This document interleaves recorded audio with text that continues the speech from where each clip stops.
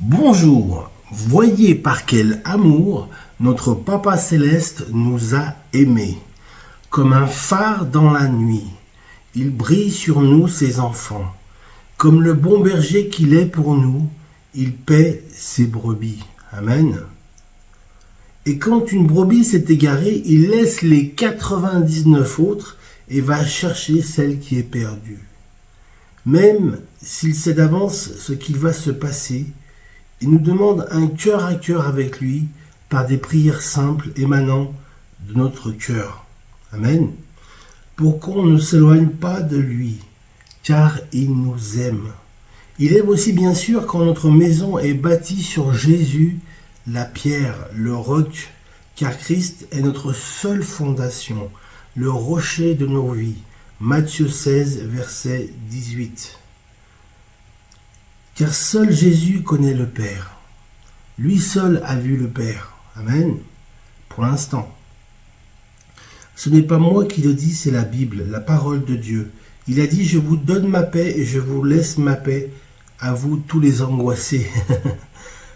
Ceux qui ont le cœur lourd et chargé par les soucis de la vie. Moi-même, parfois, je suis de cela. Je suis angoissé, je suis inquiet. Jésus a dit, je suis le chemin, la vérité et la vie. Nul ne vient au Père que par moi.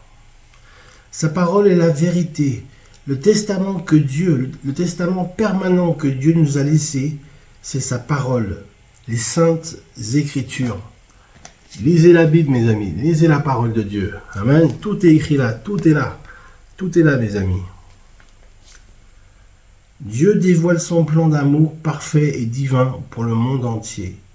Le plan révélé pour que le salut de quiconque croit en lui ne périsse point, mais qu'il hérite de la vie éternelle en Jésus, son Fils. Nous lisons cela dans Jean 3,16. Tournons les yeux vers le Seigneur et rayonnons de joie. Il est notre Sauveur, il est notre Libérateur, car ceux qui sont sauvés verront aussi l'Éternel Dieu, le verront face à face. Deutéronome chapitre 5 verset 4.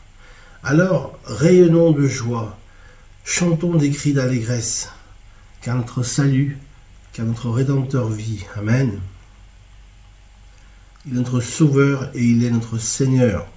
Il dit dans sa parole, je réitère, dans sa parole, la parole de Dieu, lisez-la s'il vous plaît, laissez venir à moi les petits enfants, car le royaume des cieux ressemble aux petits enfants et à ceux qui leur ressemblent. Amen. La vie n'est pas un long fleuve tranquille, mes amis, loin de là. Il y a des luttes et des combats. Le combat, il est interne, à l'intérieur du cœur, entre le mal et le bien. Mais notre vie est faite de plein de petits bonheurs qui rendent notre vie agréable, belle et nous donnent un monde meilleur. Oui, le bonheur et la grâce m'accompagneront tous les jours de ma vie et j'habiterai dans la maison de l'Éternel pour la durée de mes jours. C'est une belle promesse que Dieu nous a faite. Mes amis, soyez en paix avec ceux qui sont en guerre avec vous. Bénissez vos ennemis. N'écoutez pas ceux qui rapportent de paroles négatives. Ce ne sont que des balivernes contre-productifs, des propos négatifs et pervers que votre cœur entend à longueur de journée dans les médias, info, télévision, internet radio. Ce bombardement quotidien de mauvaises nouvelles attriste nos cœurs, lui fait de la peine à notre cœur et vraiment est un moyen de chute pour nous, de lutter contre la tentation, lutter contre le mal. Cette cupidité ou amour de l'argent qui est le leitmotiv des politiques aujourd'hui, le seul qui ne se soit pas enrichi, c'est le général de Gaulle, Charles de Gaulle. Il ne s'est pas enrichi. Il a servi l'intérêt général de la France, c'est le seul, depuis 70 ans. Car quand j'ai le pouvoir et j'ai l'argent, alors je suis un lâche. Je laisse les petites gens, je laisse la France d'en bas, je laisse travailler, je laisse être sous le poids de la pénibilité, de la charge lourde de travail que j'ai à faire pour gagner ma croûte. et alors que lui, il est en haut, il est tout en haut du pouvoir. Mes amis, le monde de 2026 ne va pas bien. Ne va pas bien du tout. Satan se déchaîne et fait le mal de partout où il peut le faire. Mais si la mer se déchaîne, si le vent souffle fort, Dieu ne permettra pas que l'homme sombre dans le chaos, la violence, la guerre, la perdition, la décadence de notre civilisation. Mais il permettra que l'homme aille vers l'autre bord. L'autre bord, c'est que l'amour est plus fort que tout. L'amour est plus fort que le mal. L'amour est plus fort que la mort, que la haine.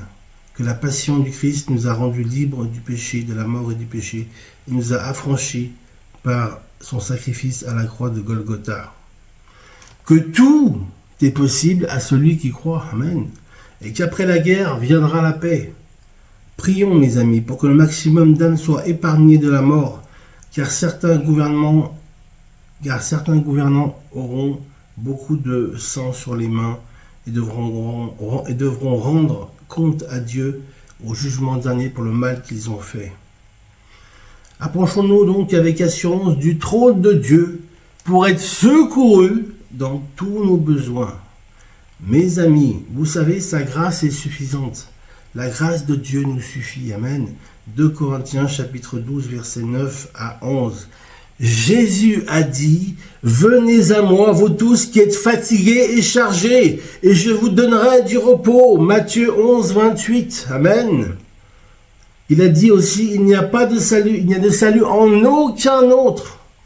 Il n'y a aucun autre nom qui ait été donné au-dessus du nom de Jésus, le Fils de Dieu, dans l'univers, sur la terre et dans les cieux.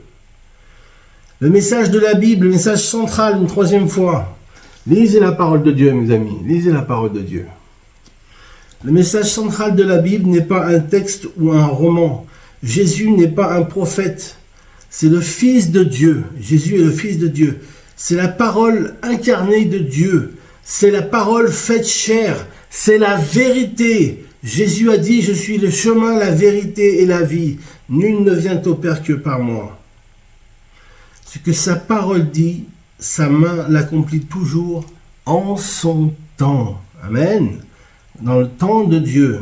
Et si ce n'est pas accompli, c'est que Dieu attend encore quelque temps pour réaliser cette promesse pour toi, pour moi. Amen.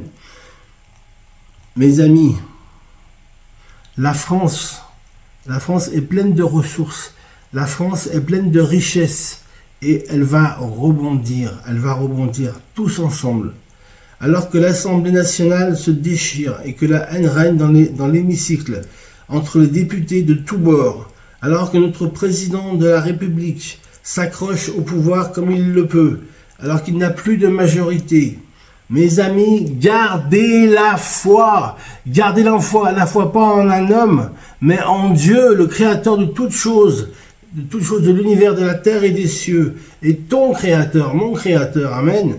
Gardez le cap que vous vous êtes fixé, continuez à travailler pour gagner de l'argent, mais aussi pour Dieu, car le Seigneur a dit, travaillez non pour la nourriture qui périt, mais pour celle qui subsiste éternellement. Gardez le cap, gardez confiance en Dieu, car le chrétien croit toujours, du verbe croître, grandir, croit toujours dans l'adversité et dans la souffrance.